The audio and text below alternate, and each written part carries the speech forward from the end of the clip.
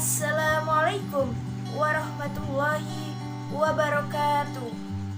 Alhamdulillahirrabbilalamin. Assalatu wassalamu asrofil anbiya'i wal mursalin wa ala alihi wa sahbihi ajmain, amma ba'du. Pertama-tama dan paling utama, marilah sama-sama kita panjatkan puja dan puji syukur atas kehadiran Allah Subhanahu wa Ta'ala yang memberikan rahmat, hidayah, serta inayahnya kepada kita semua sehingga kita dapat berkumpul walaupun secara online.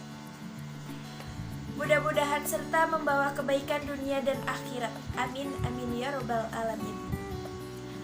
Tak lupa sholawat serta salam kita panjatkan kepada Nabi Agung Muhammad Sallallahu Alaihi Wasallam, karena beliaulah yang membawa misi ajaran agama Islam sampai ke penjuru pelosok dunia, sehingga kini kita berada di dalam kesejukan dan kedamaian di bawah naungan Islam. Yang terhormat Bapak Muhammad Rifai Subhi MPDI dan teman-teman yang insya Allah selalu berbahagia dan saya cintai dan sayangi.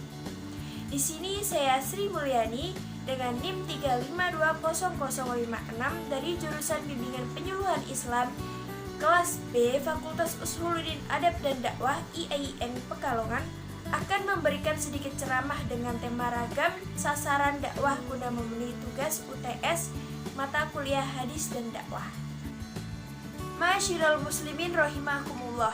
Dari Abu Musa dari Nabi Shallallahu Alaihi Wasallam bersabda, An Abi Musa an Abi Sola Qallallahu Wasallam, perumpamaan petunjuk dan ilmu yang Allah mengutuskan dengan membawanya, masaluma ba'asillahu bihi minal huda wal ilma, adalah seperti hujan yang lebat yang mengenai tanah.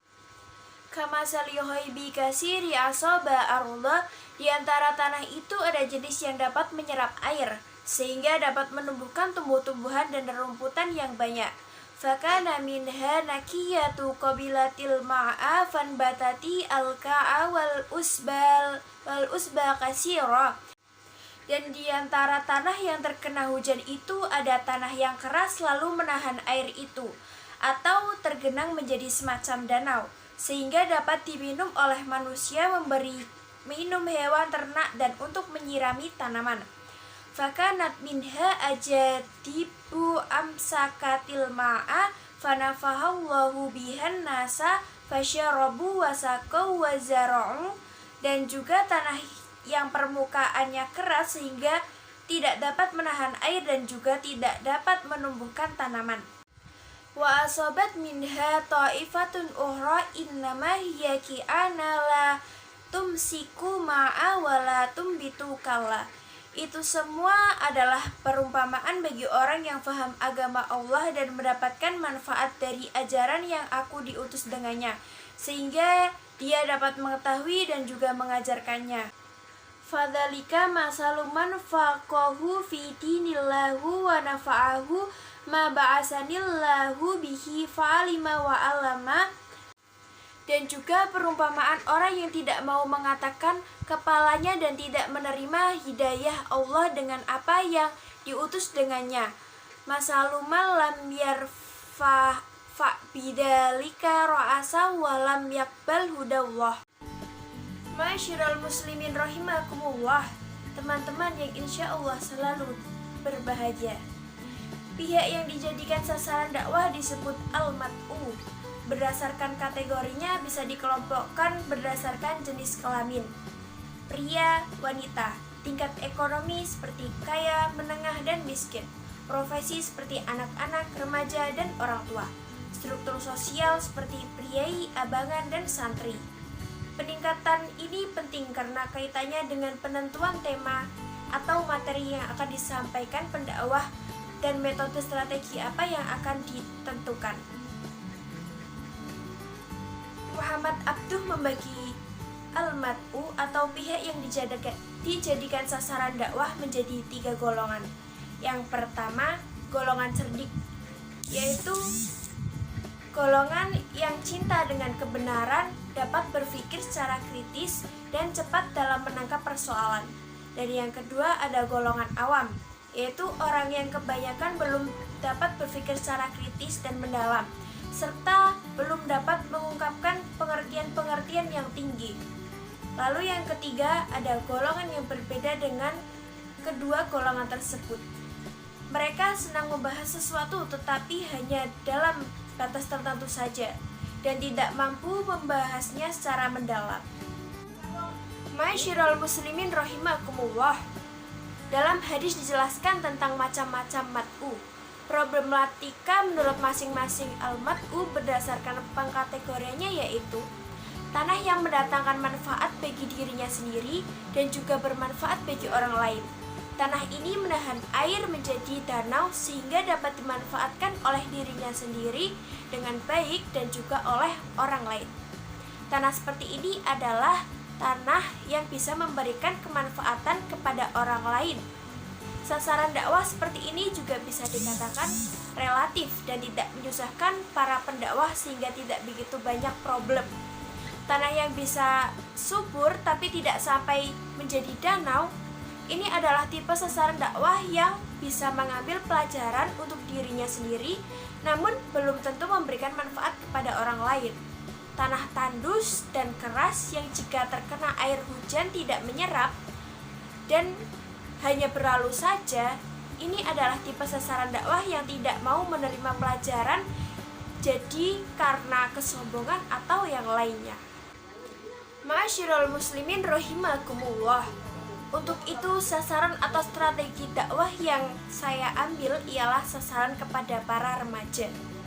Mendengar kata remaja, maka pikiran kita akan terbayang pada sosok anak manusia yang sedang mengalami masa pubertas atau sering disebut juga dengan ABG. Remaja adalah harta kekayaan yang paling berharga bagi dunia. Mereka adalah generasi penerus bangsa, bahkan calon pemimpin dunia. Jika remaja baik, maka dunia pun akan bergerak menghadapi masa depan yang aman, tentram, dan penuh dengan kedamaian. Kita semua pastinya ingin bukan menjadi remaja yang unggul. Insya Allah kita semua bisa menjadi a winner and student idol. Tapi bagaimana caranya? Apakah dengan duduk manis di kelas atau dengan menjadi kutu buku kita bisa menjadi remaja yang baik? Sebenarnya tidak hanya itu. Kita bisa dengan bergaul kepada orang-orang di sekitar kita. Ma'asyiral muslimin rahimakumullah. Yang pertama, kita harus gaul kepada kedua orang tua kita. Mengapa? Pasalnya remaja yang akrab dengan kedua orang tua pastinya akan mendapatkan ridho Allah, yang pastinya dalam doanya itu terdapat doa-doa yang tulus yang mereka panjatkan. Seperti dalam hadis, ridhohal rabbi fir ridhohal walidain. Ridho Allah terletak pada ridho kedua orang tua. Lalu yang kedua, kita harus bergaul kepada guru kita. Mengapa seperti itu? Karena guru kita merupakan orang tua kedua selain ayah dan ibu kita. Bayangkan saja, mereka betapa lancarnya mereka saat mendidik kita dengan penuh kasih sayang, dan hasilnya sungguh banyak ilmu pengetahuan yang bisa kita ambil dari mereka. Seperti terdapat dalam hadis, man alamani iharfan fakat kuntu abdan, yang artinya siapa yang mengajarkan kita satu huruf saja, maka aku rela menjadi hambanya. Seperti contohnya itu santri-santri yang ada di pondok itu ya, mereka menyanyikan lagu Man Ana untuk guru-guru mereka karena mereka telah diberikan ilmu banyak dan manfaatnya seperti itu. Saya akan membacakan liriknya sedikit saja tentang lagu Man Ana itu ya. Lagunya seperti ini. Man ana, man ana, man ana laulakum, kaifama hubbukum, kaifama ahwakum, man ana, man ana, man ana laulakum, kaifama hubbukum, kaifama ahwakum.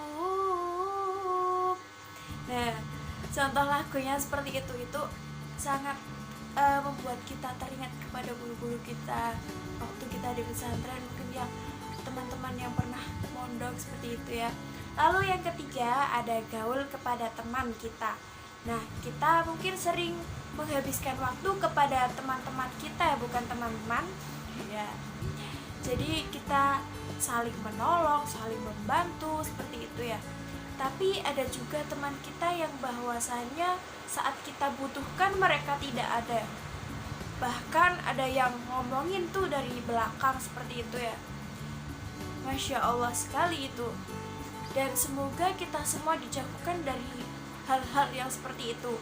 Semoga kita mendapatkan teman yang baik dan teman yang perhatian seperti itu. Nantinya bakal menjalin pertemanan yang baik untuk kedepannya. Masyiral muslimin rahimakumullah. Untuk itu kita harus pandai dalam memilih pertemanan dan pergaulan. Kita harus memilih mana yang baik dan benar. Kita harus meninggalkan mana yang buruk dan yang baik yang kita akan jalankan. Itu kita harus tahu dengan menyaringnya dengan penuh perasaan, harus kita benar-benar pikirkan. Seperti itu ya teman-teman. Masyiral muslimin rahimakumullah. Teman-teman semua yang dirahmati Allah, semakin lama kita hidup, semakin jauh kita melangkah, semakin banyak yang kita tahu. Tapi awas jangan sampai terjerumus dalam hal-hal yang membuat kita rugi lahir dan batin. Sekarang ini zamannya modern, iya kan? Mau bicara sambil tatap muka, tinggal 3G atau bisa juga dengan Skype. Mau tentang dunia up to date, tinggal browsing di internet. Mau tahu kabar sanak famili yang berjauhan, tinggal telepon maupun SMS seperti itu ya. Mau tahu status teman dan upload foto terbaru, tinggal online di Facebook sambil chattingan. Suntuk di rumah tinggal SMS-an. Masya Allah sekali ya, serba mudah teman-teman. Mengapa di setiap mudah terbitlah susah, dan mengapa di setiap kemajuan tinggallah kemunduran? Hanya ada satu kuncinya, dan itu jawabannya adalah hati. Karena hati kita telah dibutakan nikmat dunia. Masya Allah. Teman-teman yang berbahagia, Rasulullah SAW pernah bersabda, kullu mauludin yuladula fitrah fa'abi wahuhidanihi ayunafsironihi ayumatin sanihi. Yang artinya setiap anak dilahirkan dalam keadaan fitrah, maka orang tuanya lah yang menjadikan Yahudi, Nasrani atau Majusi.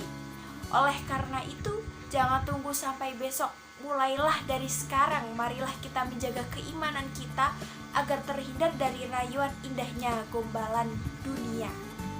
Mulailah dari sekarang, sikapkanlah diri menyongsongkan kesuksesan, giat belajar, teratulah jalani kehidupan dan sering-seringlah berdoa kepada Allah. Insya Allah kamu pasti sukses. Hidup kita ini indah, jangan jadikan sia-sia, karena sedetik pun kita berada di dunia, itulah namanya kehidupan. Teman-teman yang berbahagia, demikian yang dapat saya sampaikan dari ceramah ini. Semoga bermanfaat, dan mohon maaf bila ada kesalahan dan kekurangan kata yang kurang berkenan. Alhamdulillahirrahmanirrahim. Wabinasta'in ala umuritul jawakin. Assalamualaikum warahmatullahi wabarakatuh.